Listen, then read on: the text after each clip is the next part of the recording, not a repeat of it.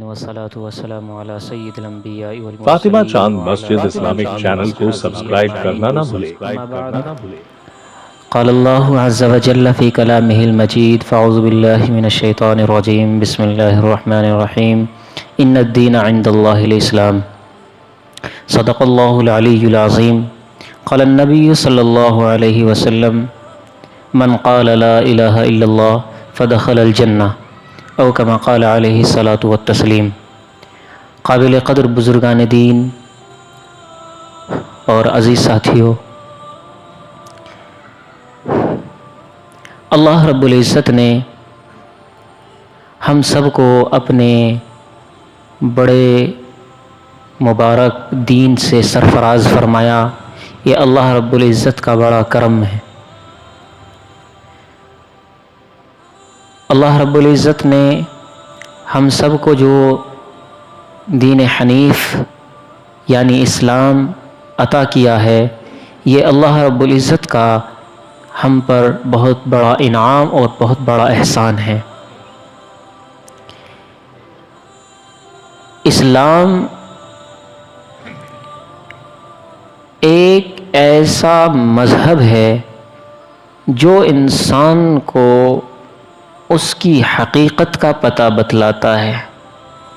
اسلام ایک ایسا مذہب ہے جو انسان کے دنیا میں آنے کا مقصد بتلاتا ہے، اور اسلام ہی ایک ایسا مذہب ہے جو انسان کو دنیا میں رہتے ہوئے رب کو راضی کرنے کا طریقہ بتلاتا ہے، اور اسلام ہی ایک ایسا مذہب ہے جو انسان کو اس دنیا سے جانے کے بعد پیش آنے والے منظر اور پیش آنے والے واقعات کی رہنمائی کرتا ہے۔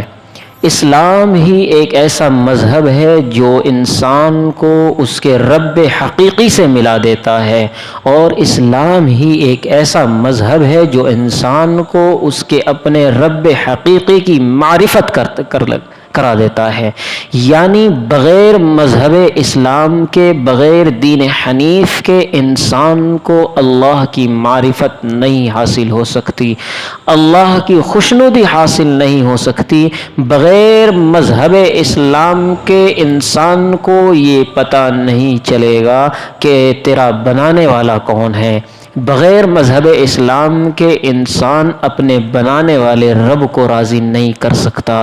کیونکہ اللہ رب العزت نے اسلام کو ہی مذہب قرار دیا ہے، اسلام کو ہی دین قرار دیا ہے، اور اسلام کو ہی اس امت کے لیے پسند فرمایا ہے، اسلام کو ہی اپنے محبوب بندوں کے لیے مقرر فرمایا ہے، اور اسلام ہی ہر زمانے میں الگ الگ ناموں سے پکارا گیا ہے، اور اسلام ہی شروع سے ازل سے ہے اور اخیر انسان تک یعنی قیامت تک یہی مذہب رہنے والا ہے۔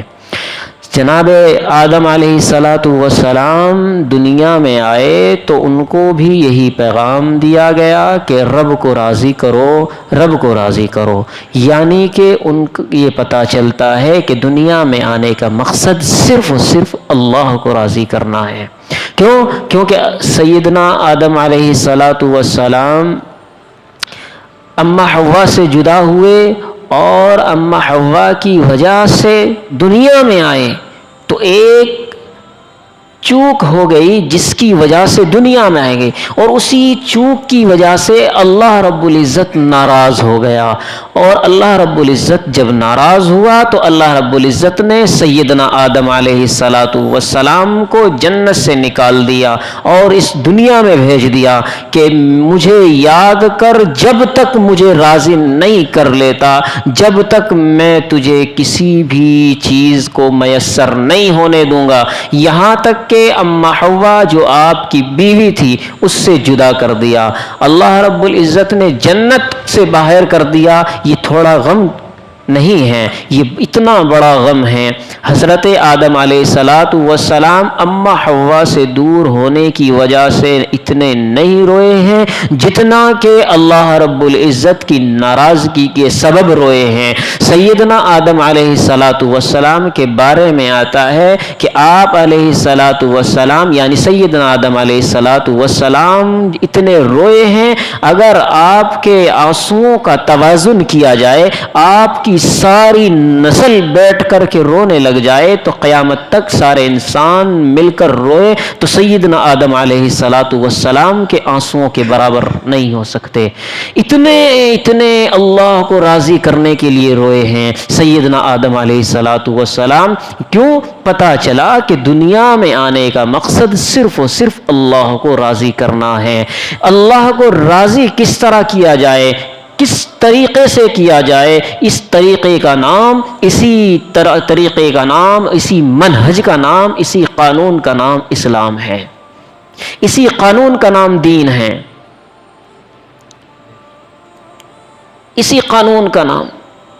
چنانچہ اللہ رب العزت نے اپنے اسی دین کے لیے بندوں میں رہنمائی کے لیے اپنے نبیوں کو بھیجا۔ جب قوم دین حنیف سے ہٹ جاتی، صراط مستقیم سے ہٹ جاتی، اللہ کی وحدانیت سے انکار کر جاتی، اپنے رب کو بھول جاتی قوم، تو اللہ رب العزت اس قوم کے سدھار کے لیے، اس قوم کی رہنمائی کے لیے نبیوں کو بھیجتا رہا۔ چنانچہ نبیوں پہ جو اللہ کے دین کو لے کر آئے ہیں، جو اللہ کے قانون کو بتلانے کے لیے آئے ہیں، انہیں اس کے بتلانے پر دنیا کے اندر سزائیں بھی اور ظلم بھی سہنا پڑا ہے۔ اللہ کا یہ دین، اللہ کا یہ قانون ایسے شیطان ماننے نہیں دیتا۔ کیوں؟ شیطان انسان کا کھلا دشمن ہے۔ وہ نہیں چاہتا کہ کوئی انسان جنت میں چلا جائے، وہ نہیں چاہتا کہ کوئی انسان اللہ کا محبوب بندہ بن جائے۔ اس لیے شیطان نے لوگوں کے ذہنوں کے اندر وساوس پیدا کر دیے اور لوگوں کو خواہشات میں ڈال دیا، نفسانی خواہشات کی پیروی کرنے لگے اور نبیوں پر ظلم کرنے لگے۔ چنانچہ ہزاروں نبیوں کا قتل کرنے والی قوم ہے۔ ایسی قومیں آئی ہیں جنہوں نے اپنے نبیوں کا قتل کیا ہے۔ وَيَقْتُلُونَ النَّبِيِّينَ بِغَيْرِ حَقٍّ، قرآن کہتا ہے کہ وہ لوگ نبیوں کا قتل کرتے تھے ناحق، ظلماً قتل کیا کرتے تھے۔ کس لیے؟ دین حنیف کی تبلیغ کی وجہ سے، اللہ کے بنائے ہوئے قانون کی تبلیغ کی وجہ سے۔ اور وہ قانون کیا ہے؟ وہ ہے لا الہ الا اللہ محمد الرسول اللہ۔ دنیا میں رہ کر اللہ کو راضی کرنے کا پہلا اور بنیادی اصول یہ ہے کہ انسان پہلے اس بات کا اقرار کرے کہ اللہ اکیلا ہے، اس کی ذات کے اندر کوئی شریک نہیں، وہ اپنے معاملات میں کسی کا محتاج نہیں، وہ اپنی ضروریات کا محتاج نہیں، وہ کسی کا اس کے جیسا کوئی نہیں، اس کے برابر بھی کوئی نہیں۔ انسان کو اگر رب کو راضی کرنا ہے تو پہلے اسے یہ اصول کو ماننا پڑے گا، لا الہ الا اللہ۔ اسی لا الہ الا اللہ کی تبلیغ کی خاطر اللہ رب العزت نے نبیوں کو بھیجا ہے۔ اس لا الہ الا اللہ میں ہے کیا؟ ایسا کیا ہے؟ فرمایا سرور کائنات نے من قال لا الہ الا اللہ فدخل الجنہ، کہ جس انسان نے سچے دل سے یہ کہا لا الہ الا اللہ تو وہ جنت میں ضرور جائے گا۔ یہ اتنا بڑا مقام لا الہ الا اللہ کا کیوں رکھا گیا؟ یہ کیونکہ اللہ رب العزت کی شرکت کو مانع ہے، شرکت برداشت نہیں ہے۔ اللہ رب العزت کو ہر گناہ برداشت ہے، اللہ رب العزت ہر گناہ کو معاف کرنا چاہے گا تو کر دے گا، لیکن اللہ رب العزت شرک کو معاف نہیں کرے گا۔ قرآن کریم میں اللہ رب العزت نے ارشاد فرمایا ان اللہ لا یغفر ان یشرک بہ ویغفر ما دون ذلک لمن یشاء، کہ بے شک اللہ رب العزت شرک کو ہرگز معاف نہیں کرے گا، اس کے علاوہ جس کو چاہے گا معاف کر دے گا۔ شرکت برداشت نہیں ہے، ایسے جیسا کہ ایک غیرت مند انسان، ایک باعزت اور باحیا انسان تمام اپنی بیوی کے جرائم کو برداشت کر لے گا، اس کی تمام کوتاہیوں کو برداشت کر لے گا، لیکن وہ اپنی بیوی کی خیانت کو برداشت نہیں کرتا، اپنے ساتھ شرکت کو برداشت نہیں کرتا۔ جیسے ایک باحیا انسان، ایک غیرت مند انسان اپنی بیوی کے ہر گناہ کو معاف کر دے گا، ہر بڑی سے بڑی غلطی کو معاف کر دے گا، لیکن اگر اس نے عزت میں خیانت کی ہے تو ایک باحیا انسان، ایک غیرت مند انسان یہ کبھی برداشت نہیں کرے گا۔ تو وہ رب العالمین جو حیا کو بنانے والا ہے، وہ کیسے اپنی ذات کے اندر شرکت کو برداشت کر سکتا ہے؟ شرک بالکل گنجائش نہیں ہے۔ ان اللہ لا یغفر ان یشرک بہ، اللہ رب العزت شرک کو برداشت نہیں کرتا۔ اسی شرکت کو ختم کرنے کا نام توحید ہے، وحدانیت ہے، اللہ کو اکیلا ماننا۔ اسی وجہ سے اللہ رب العزت نے یہ مقام رکھا ہے لا الہ الا اللہ کا۔ دنیا کے اندر اللہ کے رسول صلی اللہ علیہ وسلم نے ارشاد فرمایا کہ تمام نیک اعمال میں سب سے افضل درجہ ایمان کے درجات فرمائے ہیں کہ ایمان کے 70 سے زیادہ شاخیں ہیں، 70 سے زیادہ شعبے ہیں، 70 سے زیادہ درجات ہیں۔ افضلها قول لا الہ الا اللہ، اس میں سب سے افضل ترین درجہ، سب سے افضل ترین شعبہ لا الہ الا اللہ ہے، سب سے افضل ترین شعبہ۔ اسی لا الہ الا اللہ کی وجہ سے نیک بندوں کو بھی ستایا گیا، حتیٰ کہ نبیوں کو ستایا گیا۔ ایک بہت بڑے بزرگ، بہت بڑے نبیوں میں اولو العزم نبی اور رسول، جن کا نام نامی سیدنا ابراہیم علیہ الصلاۃ والسلام ہے، یہ ایک ایسے گھرانے میں پیدا ہوئے جہاں شرک کا دور دورہ تھا، ہر طرف کفرستان، کفر ہی کفر، شرک ہی شرک پھیلا ہوا تھا، یہاں تک کہ ان کے والد آزر بھی بتوں کی پوجا کرتے تھے۔ ایسے ماحول میں جس نے آنکھ کھولی ہو، جس نے آنکھ کھولتے ہی چاروں طرف شرک دیکھا ہو، جس نے کفر دیکھا ہو، جس کے حتیٰ کہ اس کے گھر کے اندر بھی شرک کیا جاتا ہو، کفر کیا جاتا ہو، ایسے شخص کے لیے کتنا مشکل ہوگا توحید پر جمے رہنا، کتنا مشکل ہوگا شرک کو ختم کرنا، کتنا مشکل ہوگا شرک سے باز رہنا، کتنا مشکل ہوگا شرک سے دور ہونا۔ اور صرف اپنی ذات کو نہیں، یہ دیکھیں اگر خود کو بچانا چاہے تو انسان محلہ چھوڑ دے، گاؤں چھوڑ دے، بستی چھوڑ دے، شہر وطن چھوڑ دے، لیکن خود کو نہیں۔ اسے پیغام یہ دیا ہے کہ صرف تجھے اپنی ذات کو نہیں، تجھے یہ پیغام سب میں عام کرنا ہے، سب تک تجھے یہ پہنچانا ہے لا الہ الا اللہ، تجھے یہ لوگوں تک پیغام پہنچانا ہے، یہاں تک کہ تیرے جسم کے ٹکڑے ٹکڑے کر دیے جائے، خواہ تجھے آگ میں جلا دیا جائے، یہاں تک کہ تجھے قید کر لیا جائے، خواہ تجھے اللہ کے لیے بڑی سے بڑی قربانیاں دینی پڑے، لیکن تجھے یہ پیغام عام کرنا ہے۔ کیوں؟ کیونکہ تجھے میں نے بھیجا اس لیے ہے کہ تو میری توحید کی، میری وحدانیت کی تبلیغ کرے۔ یہی وہ لا الہ الا اللہ ہے۔ اب ایسے دور میں جہاں پر کفر ہی کفر ہو، سیدنا ابراہیم علیہ السلام آنکھ کھولتے ہیں تو دیکھتے کیا ہیں کہ آسمان میں ایک ستارہ نمودار ہوا اور دیکھا کہ یہ بڑا روشن ہے، یہ اتنی بلندی پر ہے، اس کی روشنی پھیلی ہوئی ہے،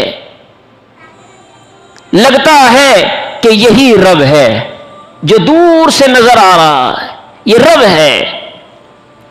فلما جن علیہ اللیل رأى کوكبا قال هذا ربی فلما افل قال لا احب الآفلین۔ فرمایا جب ستارہ نمودار ہوا تو اس کی روشنی کو دیکھ کر کہنے لگے ھذا ربی، یہ میرا رب ہے، لیکن جب اس پر رات کی تاریکی چھا گئی، اندھیرا چھا گیا تو اس ستارے کی روشنی ختم ہو گئی۔ کہا نہیں، ایسا نہیں، جس کی روشنی ختم ہو جائے، جس کی طاقت کمزور پڑ جائے، وہ رب نہیں ہو سکتا، لہذا اس سے انکار کر دیا۔ پھر طلوع ہوتا ہے، پھر چاند نکل کر آتا ہے۔ فلما رأى الشمس بازغة قال هذا ربی، دیکھا ایک چاند ہے جس کی روشنی ستارے سے بھی زیادہ ہے اور پھیلی ہوئی ہے، سارے عالم میں اس کی روشنی پھیلی ہوئی ہے۔ کہتے ہیں قال هذا ربی، یہ میرا رب ہے، یہ میرا پروردگار ہے۔ فرماتے ہیں فلما جن، جب اس پر تاریکی چھا گئی، اس کی روشنی ختم ہو گئی، جب وہ چاند بھی ڈوب گیا، دن کا اجالا نکل آیا، رات کی تاریکیاں ختم ہو گئی، چاند کی روشنی ختم ہو گئی۔ فرمایا نہیں، ایسا نہیں ہو سکتا، جس کی روشنی ختم ہو جائے، جس پر دوسری چیز غالب آ جائے، جس کی قوت کمزور پڑ جائے، وہ رب نہیں ہو سکتا، یہ میرا رب نہیں ہے، لہذا میں گمراہ لوگوں میں سے، گمراہ قوم میں سے نہیں ہوتا، اس لیے میں اس کے رب ہونے کا انکار کرتا ہوں۔ پھر فرمایا دیکھتے کیا ہے، پھر ایسے ہی سورج نکلا جس کی روشنی زمین پر پھیلی اور یہاں تک کہ اس نے پورے عالم کو روشن کر دیا، گھروں میں اس کی روشنی پھیل گئی، پہاڑ کی چوٹی سے لے کر گھروں کے تاریک اندھیروں میں، کوٹڑیوں میں اس کی روشنی پھیلی، اور سمندر کی تہ میں سورج کی روشنی پھیلی۔ تو کہا فلما رأى الشمس بازغة قال هذا ربی هذا اکبر، ہاں یہی رب ہے، یہ میرا سب سے بڑا رب ہے، یہ میرا سب سے بڑا رب ہے۔ لیکن کیا ہوتا ہے پھر جب رات کا اندھیرا آتا ہے، وہ سورج جس کی روشنی سارے عالم میں پھیلی ہوئی تھی، وہ روشنی بھی ختم، اس سورج کا بھی پتہ نہ چلا، اس پر تاریکی چھا گئی۔ کہا کہ نہیں، ایسا ہرگز نہیں ہو سکتا، ان اللہ قوی عزیز، اللہ طاقتور ہے، زبردست طاقت والا ہے، اس پر کوئی طاقت نہیں چھا سکتی، اس پر کوئی قوت غالب نہیں آ سکتی، وہ میرا رب، وہ ہر چیز پر غالب آتا ہے۔ ان اللہ علی کل شیء قدیر، اس کی طاقت ہر چیز پر غالب ہے، اس سے بڑھ کر کوئی نہیں ہو سکتا، لہذا وہ رب جو دکھائی نہیں دے رہا ہے، جس کی طاقت کے کرشمے ہر چیز کے اندر رونما ہے، اللہ نور السماوات والارض، زمین میں اس کی روشنی پھیلی ہوئی ہے، آسمان کی بلندیوں میں اس کا نور پھیلا ہوا ہے،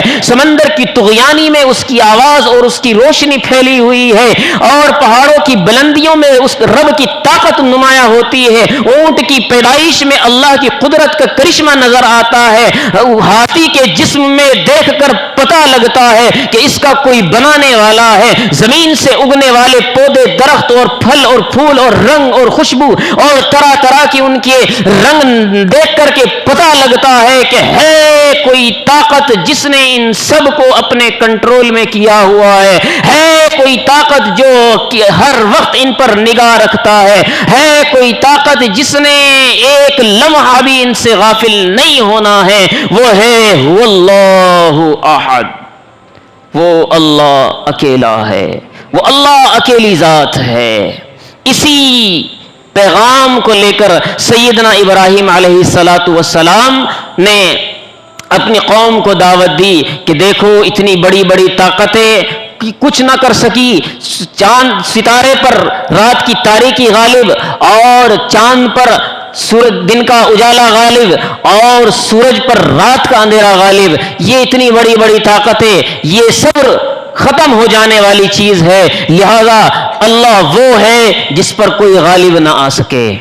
یہ پیغام لے کر حضرت ابراہیم علیہ الصلوۃ والسلام آئے۔ آئندہ انشاءاللہ اللہ تبارک و تعالیٰ عمل کی توفیق نصیب فرمائے۔ وآخر دعوانا الحمدللہ رب العالمین۔ جن حضرات نے سنت ادا نہیں کری